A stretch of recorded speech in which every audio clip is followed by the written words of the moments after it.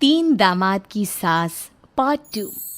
अब तक आपने सुना कि कावेरी जी अपनी तीनों बेटियों ईशा, मोहिनी और सुहाना की शादी तीन घर जमाई लड़कों के साथ करवा देती है। उन्हें लगता है कि ये लड़के शायद घर का कामकाज संभाल लेंगे, लेकिन उनके तीनों घर जमाई बहुत आलसी थे। वो नौकरी भी नहीं करते थे और बाहर का काम भी नहीं। कावेरी जी ने अपनी बेटियों से कहा कि वो प्रेगनेंसी का बहाना बनाकर अपने पतियों को सबक सिखाए। अब सुनिए आगे। मम्मी, आपने जैसा कहा था हमने वैसा ही किया, लेकिन देखिए ना, विवेक का हाल तो वैसा का वैसा ही है। घर में ना सुबह का नाश्ता बनता है और ना खाना। नौकरी पर जाने की बात करूं तो खाने को दौड़ते हैं मुझे। हाँ मम्मी, मैंने भी सुमित को कितनी बार कहा कि अगर नौकरी नहीं करनी तो कोई छोटी सी दुकान ही खोल लो, घर का खर्चा कैसे चलेगा। देखो दोपहर के 12 बजने आए और जनाब अभी तक सो रहे हैं। हाँ मम्मी, ईशा और सुहाना ठीक कहती हैं। अविनाश का भी यही हाल है। जब मैंने अपनी प्रेगनेंसी के बारे में कहा तो मुझसे कहने लगा, अरे दूसरी लड़कियां तो 9-9 महीने तक नौकरी करती है, बस डिलीवरी के टाइम छुट्टी लेती है। मोहिनी, तुम भी नौकरी करो। अब मुझे कहाँ नौकरी मिलेगी। मम्मी बताओ अब मैं क्या करूँ। हे भगवान, क्या सोचकर घर जमाई दामाद लाई थी मैं कि मेरी बेटियां मेरे पास रहेंगी और खुश रहेंगी, लेकिन इन आलसी दामादों ने तो हमारी जिंदगी को भी प्रॉब्लम में डाल दिया है। मैं तो कहती हूँ मम्मी, हम लोग वापस अपनी जॉब पर जाना शुरू कर देते हैं। बता देते हैं इन लोगों को कि हमने प्रेगनेंसी का बहाना किया है। नहीं नहीं बेटा, ऐसी गलती भी मत करना। अगर तुमने ऐसा किया तो इन तीनों की आदत और ख़राब हो जाएगी। अरे आज नहीं तो कल कभी तो तुम प्रेग्नेंट होगी, तब वापस यही प्रॉब्लम आएगी। तब क्या करोगी तुम तीनों। हाँ मम्मी, आपकी बात तो बिल्कुल सही है। इन लोगों को तो सुधारना ही पड़ेगा। लेकिन कैसे? अपने बच्चों के आने की खबर सुनकर भी इन लोगों पर कोई असर नहीं हो रहा। पैसे कमाने के लिए घर से बाहर निकलना ही नहीं चाहते ये तीनों। अब मेरे दिमाग में एक प्लान आया है। तुम तीनों चिंता मत करो, उन तीनों को बुलाओ, फिर मैं बात करती हूँ।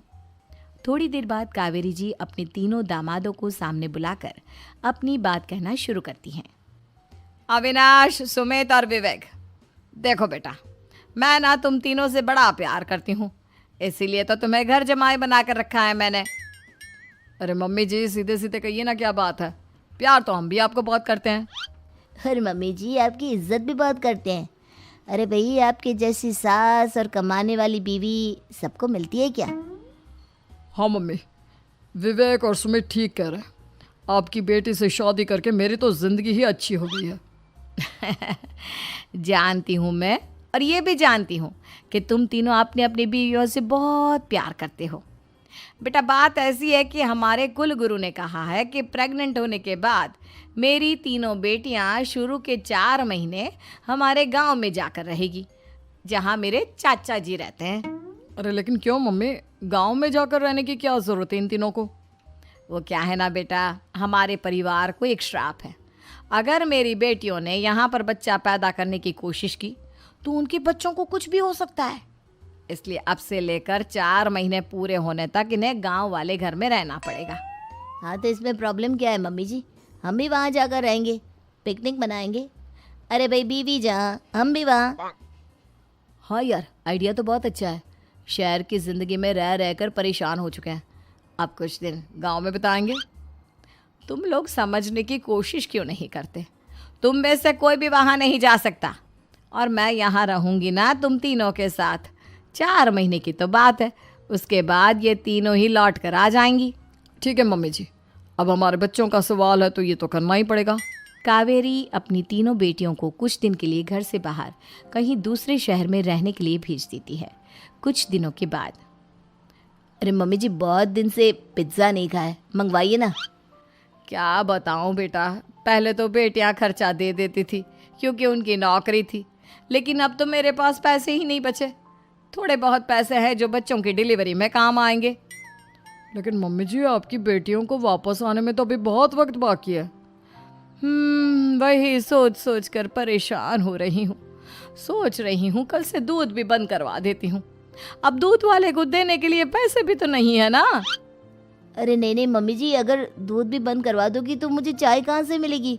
और चाय के बिना मैं तो मर ही जाऊंगा। क्या करूं बेटा, इसके अलावा हमारे पास कोई ऑप्शन नहीं है, मेरे पास पैसे ही नहीं बचे। इस तरह कावेरी जी धीरे धीरे अपने तीनों दामादों को पैसे देना बंद कर देती हैं और घर में खाने पीने की चीज़ें लाना भी बंद कर देती है। अब वो तीनों बुरी तरह से परेशान होने लगे थे और इसलिए एक दिन तीनों प्लान करके घर से बाहर निकलते हैं और बाजार में जाने के बाद यार अच्छा खाना खाए हुए कितने दिन हो गए, पता नहीं कब अच्छा खाना मिलेगा।